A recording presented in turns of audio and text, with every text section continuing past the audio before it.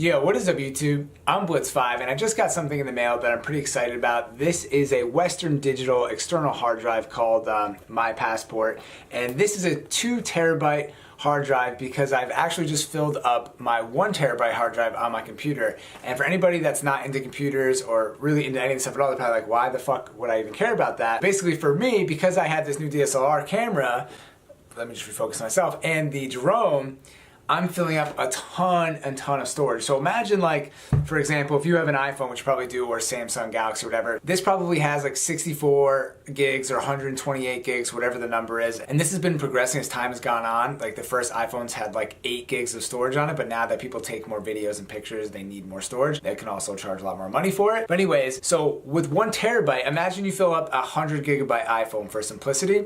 1 terabyte is 1,000 gigs. So that's what I filled up right now. Plus I already have an external hard drive that's a little bit older that has like 500 gigs on it, but I don't have it filled up all the way, but it's old and I don't feel like using it anymore. So this happens when you take videos, and now that 4K is out and all that stuff, and it's something that I was thinking about and I kind of wanted to include in this video is the capability of 4K and the future of 4K and what's going to happen with that because of how much data it takes to use 4K video. So I said that a million times. If you don't know what 4K is, explaining a lot of stuff for people, 4K is basically like if you have a 1080 TV, you've probably heard that before, 1080p, this Samsung TV is in 1080, this movie's in 1080, whatever. 1080 is the amount of pixels on the screen that you're seeing. I think it's like times by another number, and 4K is just 4,000 of those pixels.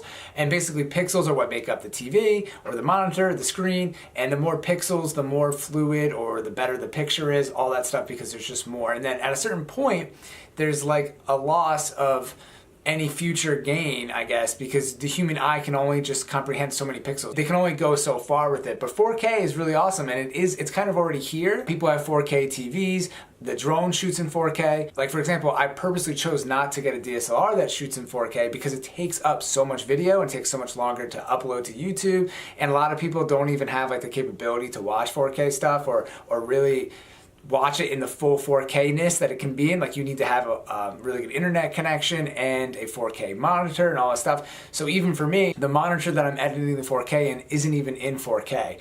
So there's just a lot of things like that. And then something that I've been thinking about that's a little bit more like existential in the video quality internet world is that eventually, everyone's gonna have a 4K TV or be thinking about buying 4K TV, but cable providers are gonna have a really hard time sending 4K TV to your TV because they're gonna need better cables and better wiring, and then if you're gonna do it wirelessly, you're gonna have to have really fast internet. So I think it's gonna be harder to get to the general population because companies like Comcast and Cox Communications and Frontier, all these companies don't really spend a lot of money on their infrastructure because they've already spent so much money putting it into the ground, and now they're not going to upgrade it. Only companies like Google has Google Fiber, and then Verizon Fios, which uses fiber optics, is going to be able to send people 4K. Anyways, I think it's pretty interesting. Most YouTubers, people like that, are already in 4K. It's just something you need to think about, and something that I need to think about by buying this 2 terabyte extra hard drive space so I can shoot more drone videos and actually keep them. Because in the past, after I shot a lot of videos,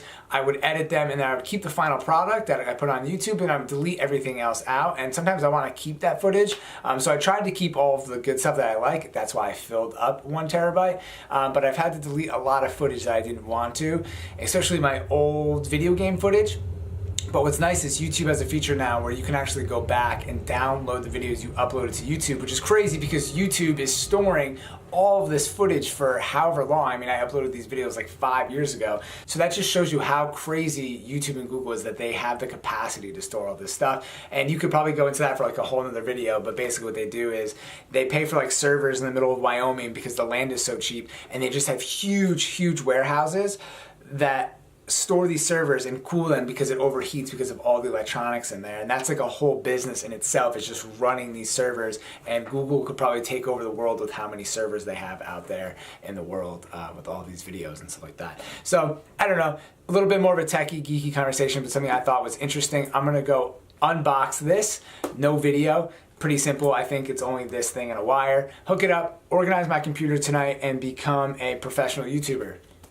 Word up. I'm just kidding. But anyways, I'm Blitz5. As always, thank you for watching. Peace out.